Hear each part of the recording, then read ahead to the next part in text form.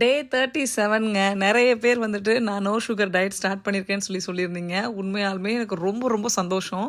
அந்த மாரி கமெண்ட்டோ, அந்த மாரி மெசேஜோ வரும்போது எனக்கு என்ன தெரியுமா தோணுது? நான் லைஃப் லாங் வந்து சுகர விட்டுறணும் அப்படின்னு சொல்லி தோணுது. அவ்வளோ ஹாப்பியா இருக்கு.